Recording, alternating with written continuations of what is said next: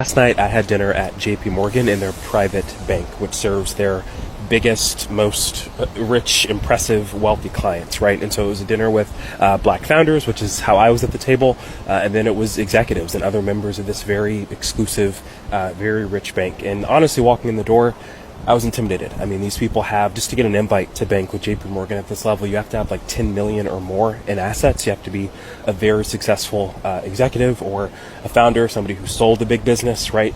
But as we got started with the introductions, which actually took 2 hours and it was the entire event, the one sort of idea that I walked away with was that there are so many ways to get to this table, right? Now, of course, you had a lot of Ivy League grads, a lot of people with consulting experience, banking experience, private equity experience, but the professional paths that people took to end up here were interesting.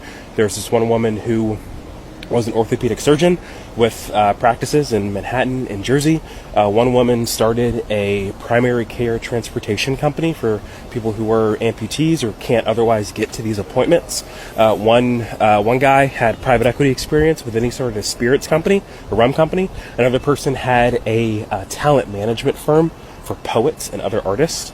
And as we just went around the table and people started actually sharing their stories and how they got wealthy, how they built their businesses and how they built their careers, it was really inspiring just to see that there are so many ways to end up with the biggest bank in the country and the world, and at that level, right? And so whatever you're doing, right, it's easy to get distracted and to feel like you're not doing enough and that you're not on the right path due to things like social media and people flexing on LinkedIn.